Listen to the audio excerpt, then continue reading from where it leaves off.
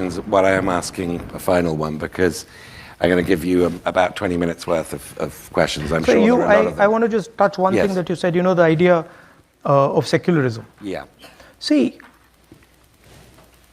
India at its heart, right, is a union of languages, traditions, histories, religions, everything, right? And that's just the design of India.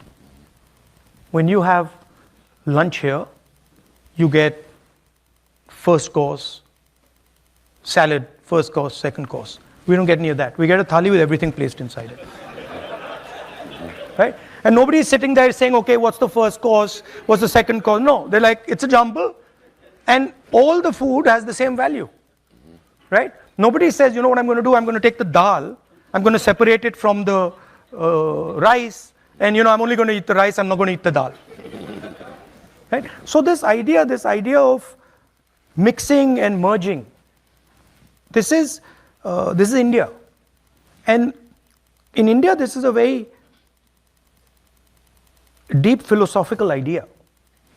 When Indian people go to a temple, or when Sikh people or people from any religion in India go to their religious places, what they're doing is merging with the deity.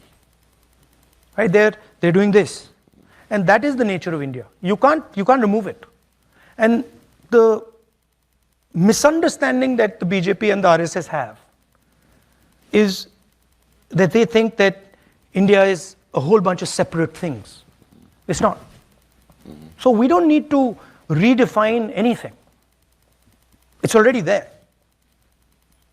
I can't help, and this will be my last question, I can't help branding this the Rahul Gandhi Love Actually campaign. You're not the way we want. This has got to. But put it's a lot more fun. Yeah, I'm feeling you go that. in politics, you go and then you shout at that guy, and then that guy shouts back at you, then you abuse him, then he abuses you back. It's boring stuff. It's tiring, So, between now and... Like, you'll be surprised. I mean, you will be surprised, but I don't actually hate Mr. Modi. I don't. Like, I get up in the morning and okay, he's got a point of view, fine. I don't agree with his point of view, but I don't hate him. And in fact, in many moments, I empathize with him. Right? So it's not that I think that he's my enemy and now I hate him and he's got to be, no. He's got a different point of view, I got a different point of view. I have empathy and compassion for what he's doing. And I think that's a much better place to be. Instead of this thing that, him versus me. I don't think that's productive. Just very briefly explain, and I know it's hard to do it briefly, and I accept your point that love actually thing isn't just rhetorical. I stand corrected. What's the practical route between here and your victory in 2029, 28, 29?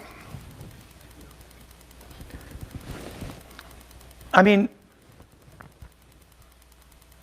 giving India and it's not just me, it's millions of people, young people, giving India a vision that gives them hope. That's it. And putting in front of the people of India a set of ideas that makes them believe in the future. Today, India, and I, not to be arrogant, but I have spent more time than most walking my country. India is struggling to imagine the future.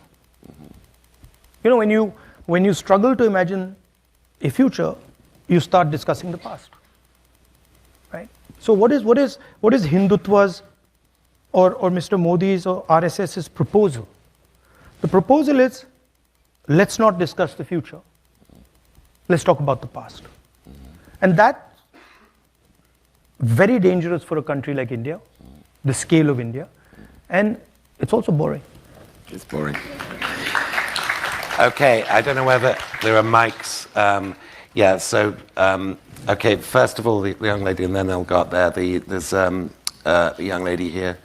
Do we have microphones, or are people... Oh, sorry, you have to... Oh, all right, don't stay in place. You have to queue up. So I didn't realize the system. Oh my God. Yeah. Okay, yeah. So we need them to be efficient questions. So, oh my goodness, this is a movement. because of the volume of questions, please keep them as short and direct as you can. Yes, so please. I wanted to ask you to elaborate on your definition of secularism. Is it the absence of religion in the state, or the civil equality of religion within the state? And I specifically wanted you to apply this definition to the Uniform Civil Code, because that is a very important topic in India today. And how would, if Congress did achieve a majority in the parliament, how would Congress go about reforming and creating their own Uniform Civil Code if they do want one? Look, thank you. The basic idea is respecting people's perspectives, okay? And believing that all Indian citizens have a unique and different perspective, and they should have a space to have that perspective.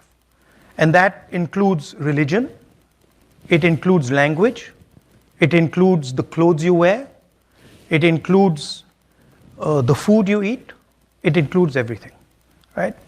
BJP is proposing a uniform civil code. We haven't seen it. We have no idea what they're talking about. So for us to comment on it doesn't make sense. When they pull it out, then we'll have a look and we'll comment on it.